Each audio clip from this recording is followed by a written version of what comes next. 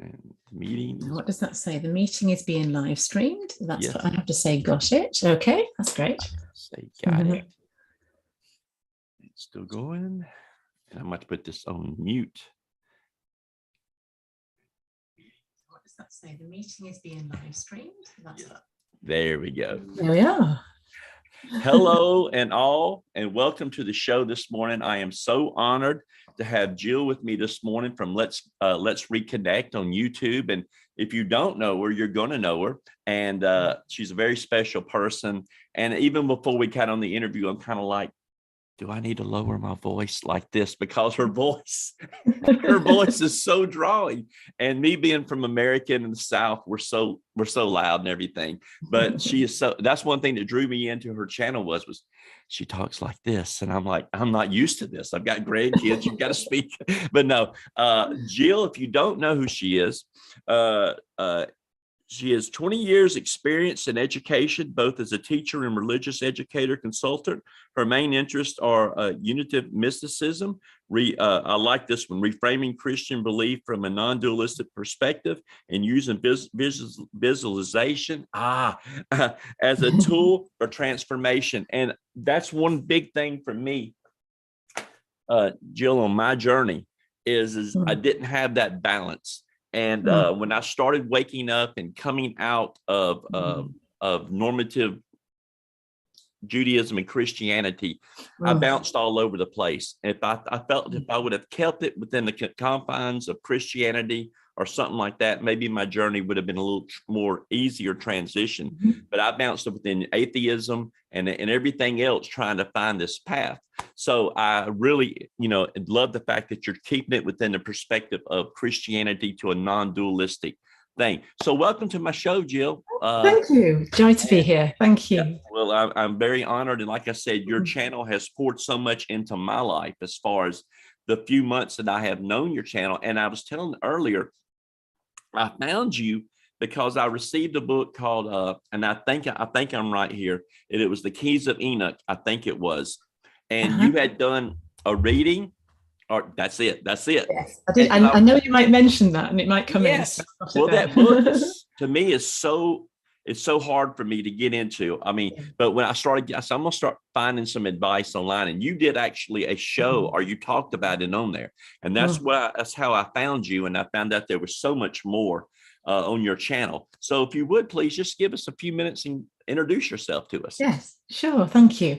Well, I was brought up within a Christian family in the Salvation Army, which is a mission. It's an evangelical church and it's international. So you've probably heard of it. Yes, I have. And it has very much an emphasis on social gospel, but it's really very simply about the spreading the love of God. And I'm so grateful to it really as a foundation. It's what I grew up with. It was very busy, 3 times on a Sunday, twice in the week for musical rehearsals. And my father was a musical leader and so engrossed in it.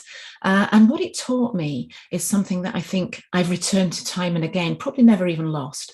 And that was simply this message and the knowledge that Jesus was a friend and savior. And even as very young, as a junior soldier in the Salvation Army, we would just learn to say, I accept him as my friend and savior.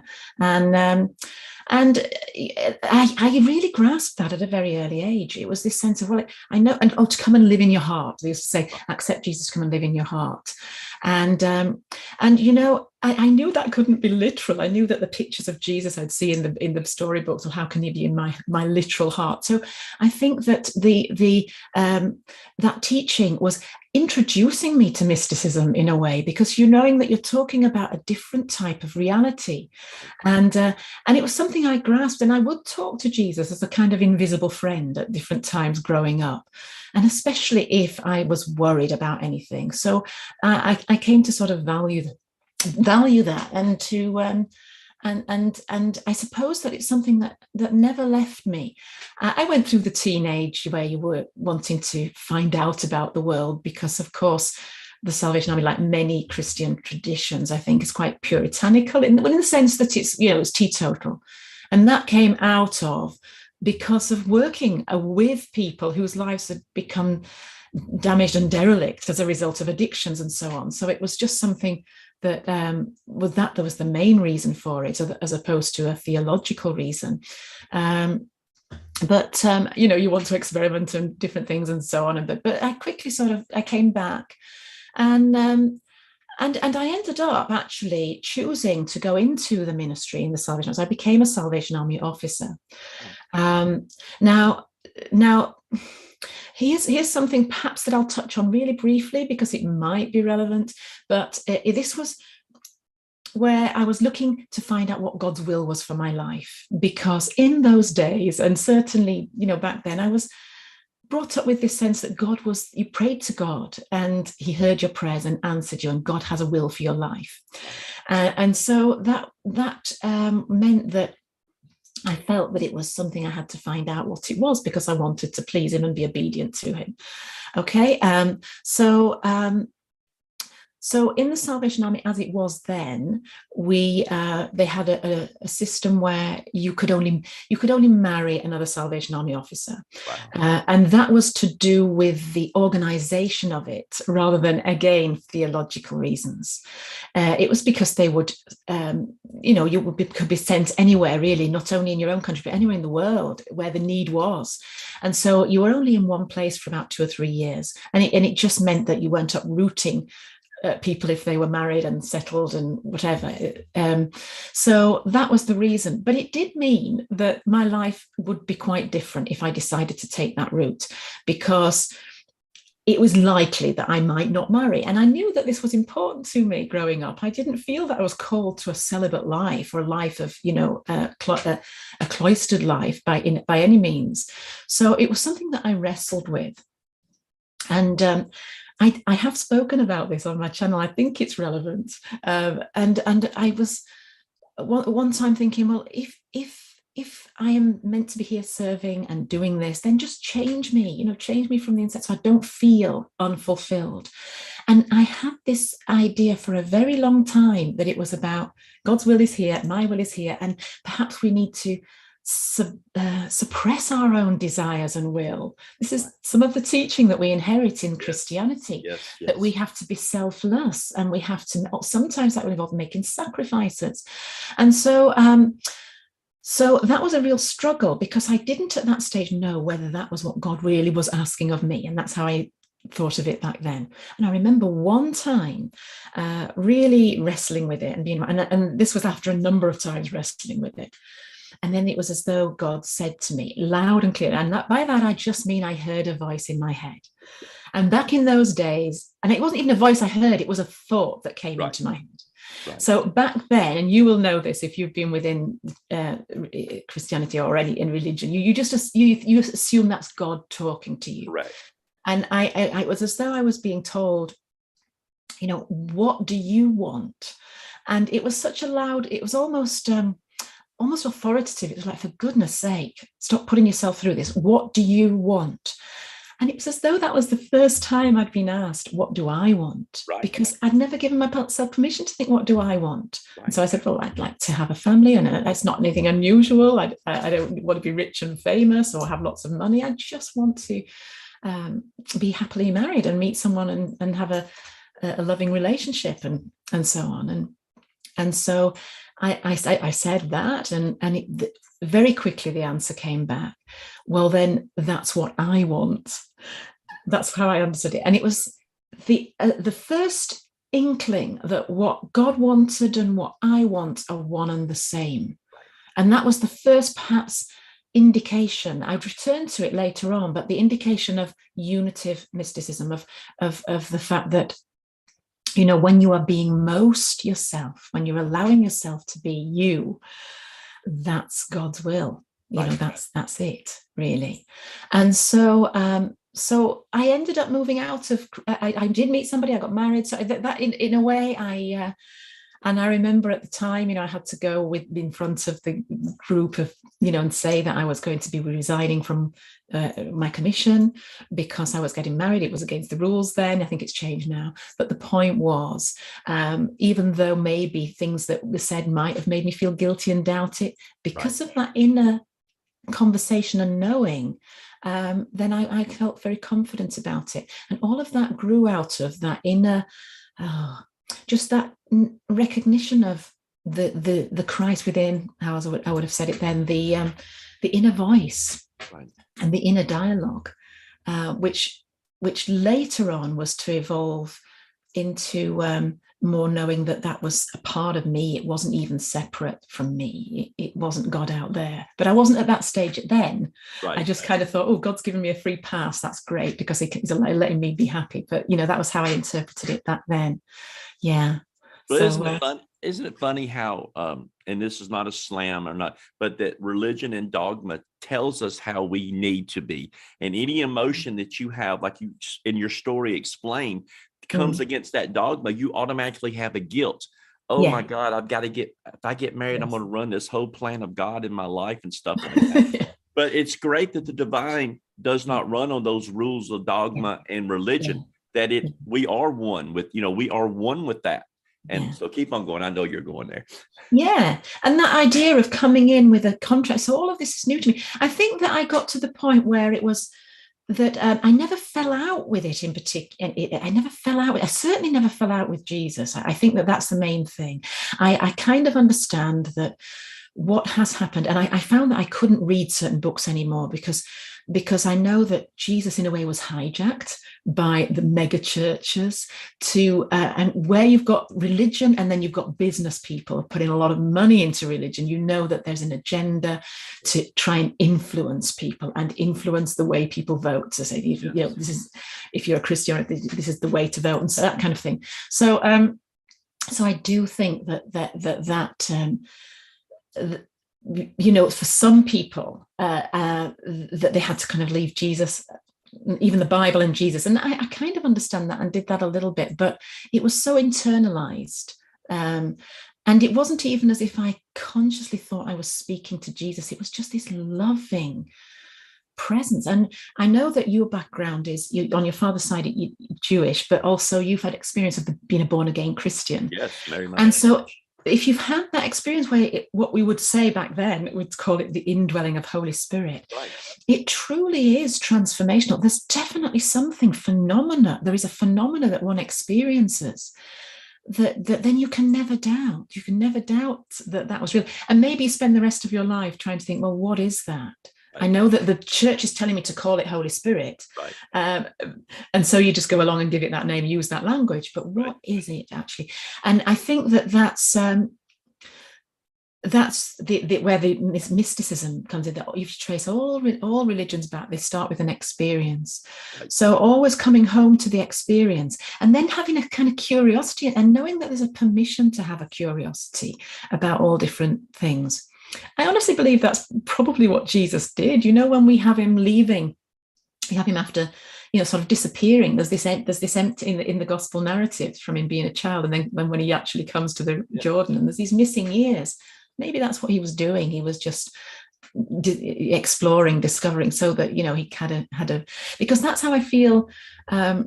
It's not that I left something. I didn't leave what was at the heart of it, but could just look around with curiosity and with complete, permission to do that from that inner guidance, and then trying to fit the pieces together. And what I found was that there were just different names that people had for things.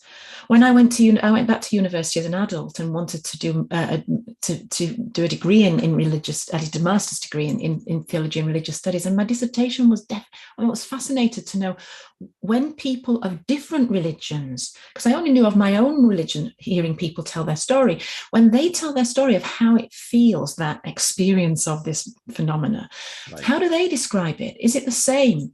And maybe they just use different words, but the actual experience of it's the same. It's right, one and the same.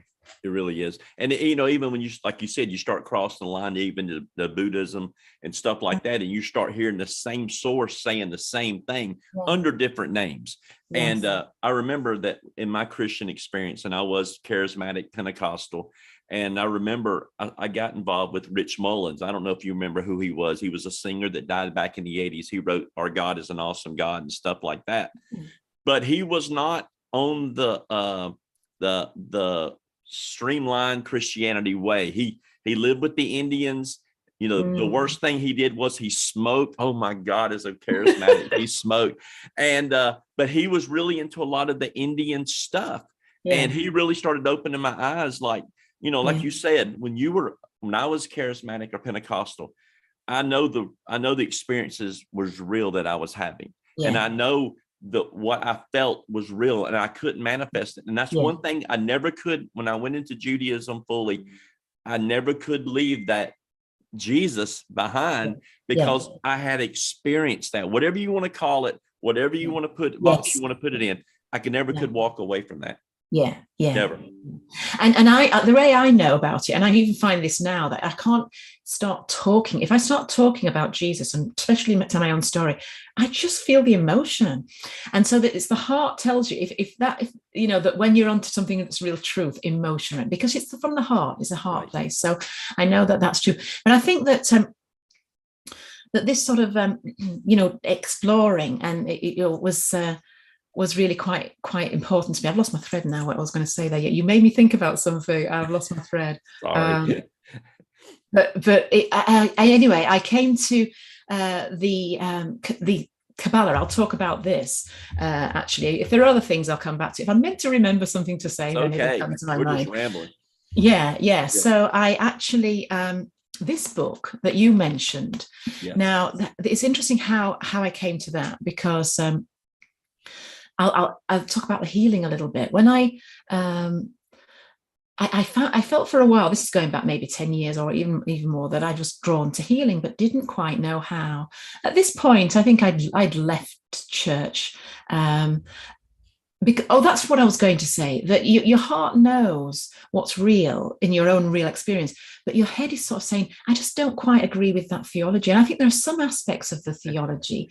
I mean, as a little child, you see, you've got such a simple trust and acceptance of the love, the loving, that God is love, and wanting to tell other people, and so that they knew about that love, and that's all that you really need, and you wouldn't need addictions to other things if you experience that. But there were just other aspects of the theology that I just never felt comfortable. I think I was always a closet universalist. So even as an evangelical minister, and I think that's why I chose to do the social side of the work rather than the kind of preaching, churchy side of the work, because I wasn't in the pulpit preaching as much. I was just doing and being with the people and on the front line. So because it got me out of that feeling a little bit sort of compromised, because I'm just not sure if I really do believe that. So, I always had this sense that all routes will lead to that place, that mystical, that same, if you go deep enough, or if you trace them back to the beginning. And so that's all that mattered. And that's what I was taking with me, just as you were. That's what I'd take with me. Right. And then it's like, what do I do with this? So like many people, perhaps they find they just can't keep going to church, because as you did go, you might be triggered, and things, you knew that you couldn't make the commitment to membership and all of that going with it, so you just kind of stay on the outside, really. And I felt drawn to healing. That goes back a long way, maybe because of my father having a stroke really at a young age. I was only 15 and he was only 47, and a stroke that nearly took his life. Maybe it was that. I prayed and prayed at the time for him to be healed. Used all the Bible verses, prayed and prayed, and it didn't happen. And that sort of started me thinking, well, why? And so I felt drawn to healing, but I didn't quite know how. And I knew that if I went to church, I knew that some churches did healing, but it was all very dramatic. It was all very, like showman, and I didn't feel comfortable with that, in the name of Jesus and all stuff. I also knew that there were other things like Reiki, but I kind of looked into that. But something that I thought was, I know that I've got Jesus here, and Jesus was a teacher and a healer, and that's all I need. And so to go to something that was Japanese, or something that was from a completely alien culture, and then need to go through masters and initiation there, it just didn't think. I thought, well, I'm just going to stick with Jesus, but I don't want the church. So what do I do? And I just say, I don't know what I do, but I'll just wait and see what comes along. And one day I was just on Google, and I just was typing in about healing, self-healing, stuff like that. And I came across a book, The Reconnection, Heal Others, Heal Yourself. And it was really saying anyone can heal. You didn't need to have a special gifting from birth. You didn't need to have a special initiation necessarily. But some people, even from reading this book, were feeling the sensation and picking it up. So I was curious and fascinated. And that book I did buy, and that was Eric Pearl's book. Okay. I haven't got that to show you, but it's Eric Pearl, Heal Others, Heal Yourself. Right. And I read the book, and sure enough, as I was reading the book, Michael, I maybe, who knows, maybe everything is drawing you to that place, so you're ready anyway. But I definitely did start feeling some sensations in my hands that I haven't felt before.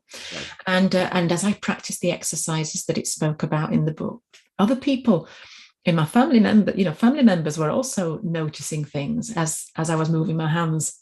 They were feeling sensations. And so we thought there's really something in this. And even to the point that people were, or aches and pains or whatever, were noticing improved symptoms. So I decided when Eric Pearl was next in the UK and he was in London doing his training, I went along and I trained. I spent 4 days in London. It was really an intensive. And here's what's interesting, that I remember about day 3, we were doing some table work. I think it was a Sunday. And we were all sort of practicing on one another. But when we were doing the table work, he was talking. And there was one thing that he said at the time. He said something about, some of you are finding, you're stepping into your calling, and it was incredibly powerful. And people were weeping. And the air was almost thick with the Holy Spirit, what I would have called in the past experience, the Holy Spirit or the Shekinah. It just felt this angelic, or whatever you call it. I can't even find the words, but experientially, it had the same signature. Right. And that was really interesting to me, because there are some people within religion saying, oh, don't go near that, it's New Age. And they like to put, this is okay, but this isn't. Yeah. And I knew that in that situation that I was in, that wasn't overtly Christian at all, I was experiencing something that was pure and high and beautiful and healing, but it was bringing people to tears, and they didn't know why they were crying, in exactly the same way as Holy Spirit does. So there's something going on that we don't understand, but it's good. And of course, there were remarkable things. People just, their bodies moving without them knowing that they're moving, and who's touching. There was all sorts of the signs, wonderful healings happening. But that was really good to experience and know, because it made me think, I'm going to just explore this a little bit further. And part of his story, I won't go into a lot of detail, but Eric Pearl was a chiropractor, and then had this sort of breakdown when his relationship broke down or whatever. He was in a really low place, and then met this, I think she was something like a gypsy lady on a beach, who did something to him. He went to see her and did some sort of adjustment or whatever. And things started happening in his practice. And he said, well, what is that all about? And he went back to her, and she said, read key. Oh, I can't remember exactly which key it was, but she said the keys of Enoch, and she told him which key to look at. So I was really keen to get this book, because I knew that this that I'd experienced kind of grew out of, if I was trying to trace it back to its mystical origins and roots, it was traced back to this book. And of course, this book is Jewish mysticism. It's Kabbalah, really, written by J.J. Hurtak.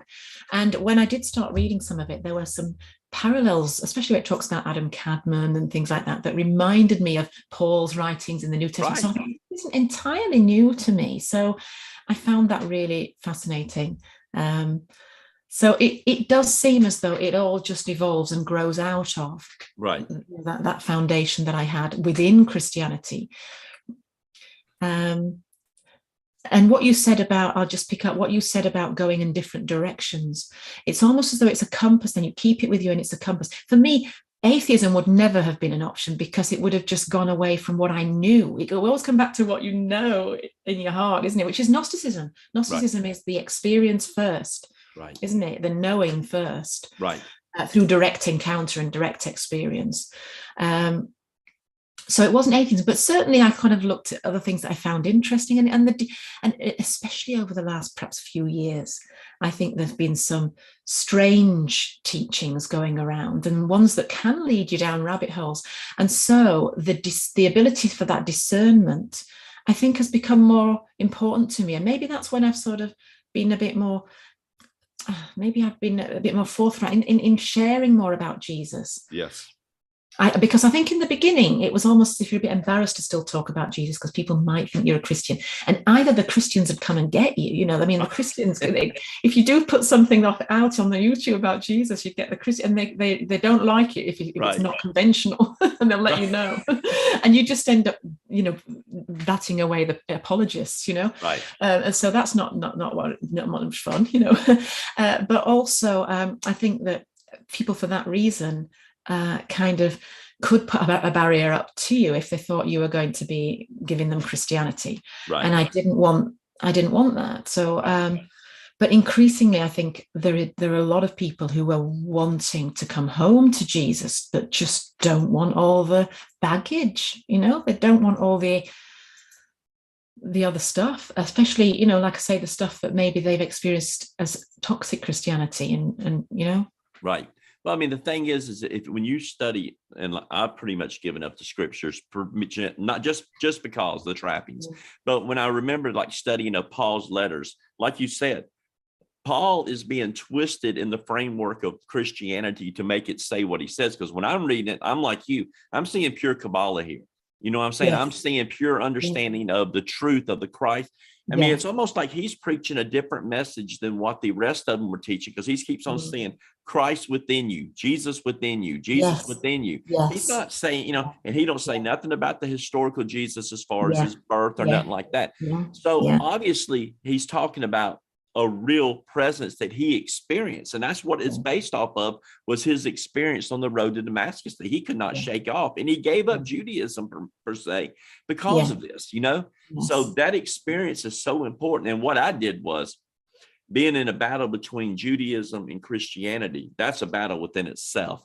And you have, Judaism wants you to confront, to give away Jesus. That's not real altogether. And, Christianity is the basis. So the only reason I even started looking at atheism was trying to find the factual through scholarship of what is true and not true. So, that was my thing. But to me, the choice of being an atheist was no hope.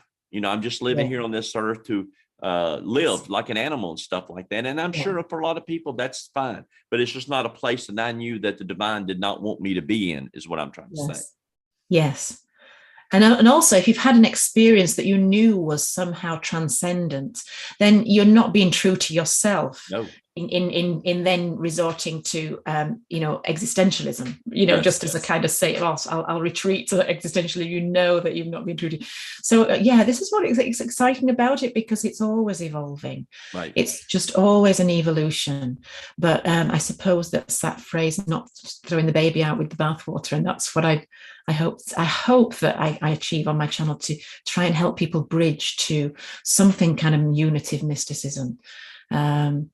And I think that it always meets you where you're at. I can look back on my journey. There's one other example that I had, if I may just talk about really briefly. Sure. When I remember this was way before I came to this understanding of non-duality, way back. But I can see that it was there as a kind of first taste of it, in a way, because I think it was back when I was at university, and maybe I was just, I don't know if I'd just broken up with somebody or whatever, but I was going through a bit of that angst, that you do, and thinking, what is my lie? And I'm just so alone. And I might have been just crying or whatever on my own, and just feeling very much alone.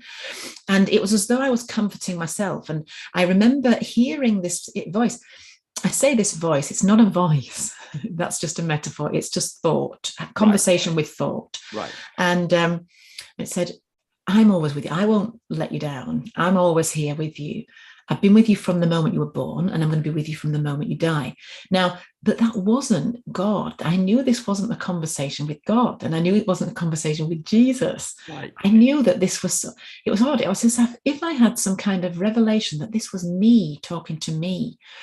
And it was a sort of larger me that was comforting me, maybe the small me, as though this larger me had this ability to look ahead to the future, to span it all and say, it's going to be all right. Right. And I thought, there's nothing more true than saying, I'm the one that's been with you from the minute you had your first breath to the minute you go, we'll go through this together. You'll be okay. I'm going to be with you. Right. And I found great comfort in that.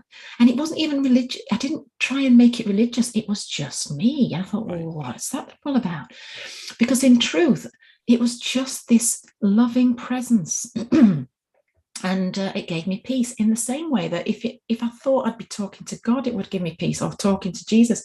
So the distinction between those, this is God, this is Jesus, this is this angel, it just sort of fell away. It didn't actually matter. And I suppose, looking back, would be my first experience of the non-duality, the unitive, that it's all one. There really is no separation. Doesn't matter what name I give it, but maybe at certain times of our lives, we maybe find giving it a name helpful. Right. But we can grow out of that and evolve beyond it. So, well, that's what traditional Gnosticism does so well. The problem is we take Gnosticism literally, like we do other religions. The only thing the Gnostics were doing were giving name. And if you study young, you know this, that they gave names to these different parameters, but they didn't mean that they were separate. There was not an evil God and a good God. These are our upper and lower personalities, our lower spirit, higher spirit, as you're saying, that led you along the way. So yes. I think that's, the thing is when I found non-duality, I didn't worry about any of that stuff no more, because I knew there was only one source. And my thing was connecting to that source. But I'm afraid that, as I have done and you've done in the past, and many people do, is we find labels and we find descriptions that we try to describe when we really don't need to be doing that. Don't need them. No. No. And your group of people will just evolve and change. The people that you're around, you will gravitate to people who are at the same place in the journey. And what's so lovely is when they've all come from different camps as their starting point. But it doesn't matter, because you're all sort of walking together on that journey. Right. Go ahead. No. Go ahead.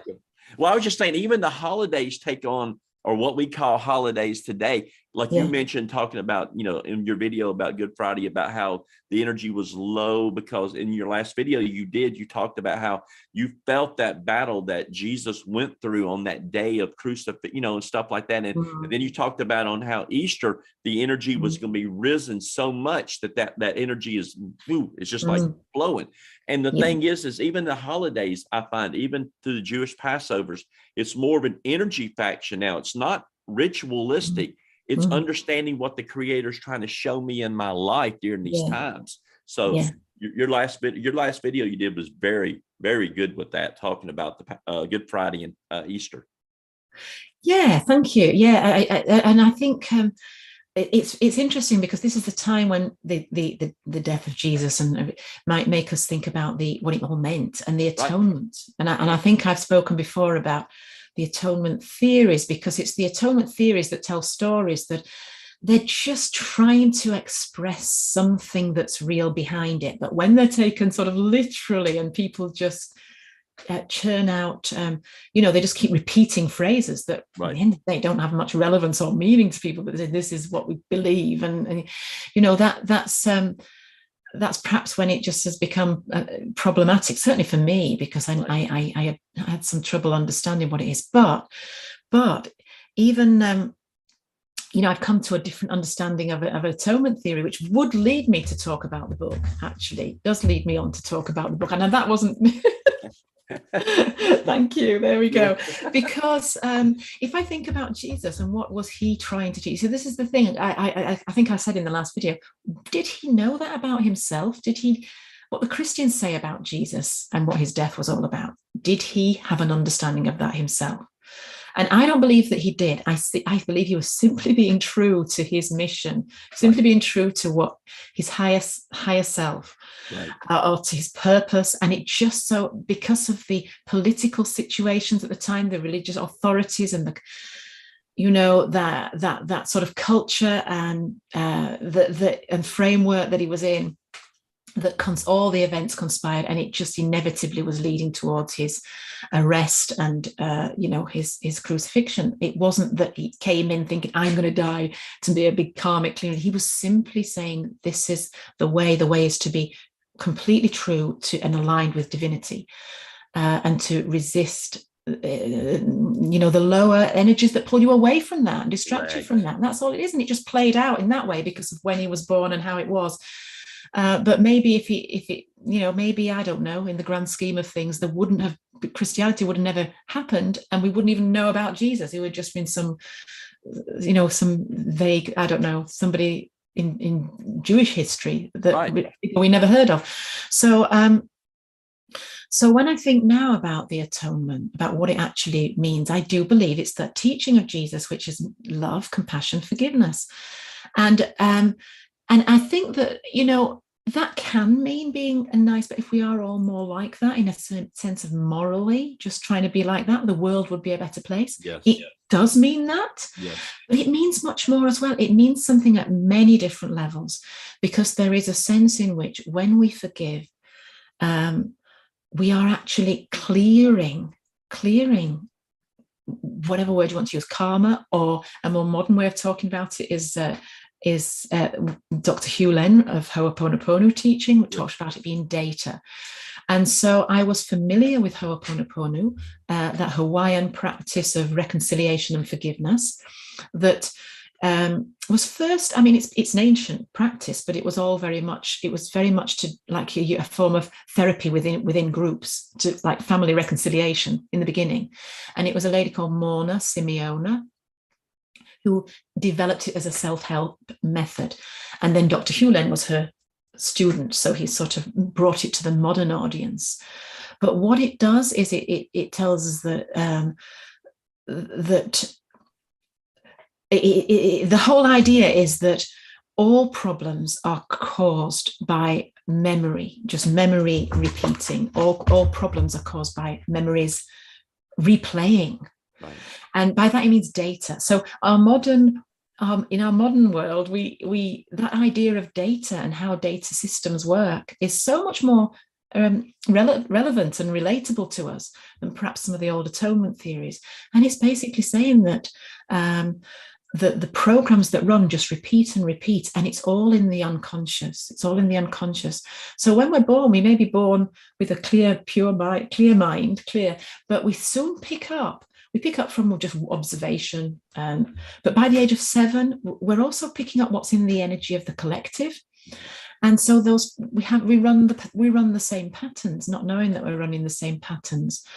But the Ho'oponopono, which is simply saying, I love you, I'm sorry, forgive me, please forgive me, thank you, is actually cleaning the data patterns so that you return to like this pure state, the data state, which Jesus would call the pure of heart. Right. And that place, inspiration can come. And that's this connection, this alignment with divinity. So you're always just trying to clean away. And maybe people experience that when they do meditation, when they do deep meditation, but this simple practice is, I think, when I first understood it, Michael, I thought of it as being something that you do to deal with problems in your own life. Right. And many people use it for that, and I've used it for that. But as I understand more about unity, consciousness and non-duality, I think that you're actually doing something that is cleaning away for the collective. Yes. When you clean one part of the human collective, it's falling off elsewhere as well. And that's what Dr. Hewlin taught. And I think that reminds me of atonement. Right. When you say Jesus, his choices and what he did in his act of compassion, love and forgiveness was a karmic cleaning on a grand scale. Right. And when he says, follow me, that's what he's implying that we do. Well, the whole thing you're describing for modern people and younger people in this time is many people think that if you're typing or you're looking at a web page, you push delete, it's gone, but it's not. It is within the hard drive of your computer. And later on in life, as you're typing, this bug or whatever may come back into your programming and mess your whole computer up. You're saying the same thing about our memories and our experiences that we have. And a lot of it is that is religious, a lot of religious persecution that we went through growing up about, I've heard mothers actually tell their children, you are nothing, you're worthless without the blood of Jesus. You will amount to nothing. And I've heard mothers, not mine, but I've heard other mothers tell their children that. And even as a young child, I'm like, oh my goodness, the damage that'll do, that you'll never measure up to be anything. Yeah. And God, the only reason God loves you is Jesus's blood. If it wasn't for that, He don't care about you at all. So Mm-hmm. these are things that we don't realize that really later on, like as you described so perfectly, affect us in our decision of who we truly are. And when we try to find ourselves, we would rather stay hidden in doctrine because we don't have to worry about it in doctrine. We can hide under the dogma. But when you're really true to yourself and you have a true resurrection expression that we're talking about, like Easter today, you're going to have to deal with this stuff. Yeah. Have you ever read the Gospel of the Aquarian Gospel? No. You should read the Aquarian Gospel. I'll send you a link later on. Lovely. But it's Jesus is what we're talking about now. The mainstream church would not deal with a lot of this stuff, but a lot of it you would really enjoy it. Good. I'd like that. You would. But fabulous. And you said you wanted it. We've been going 45 minutes now. I don't care. I'm whatever you want to do. Yeah. But the book, I have started on it. Let me get it out again to show that I have it here. Yes.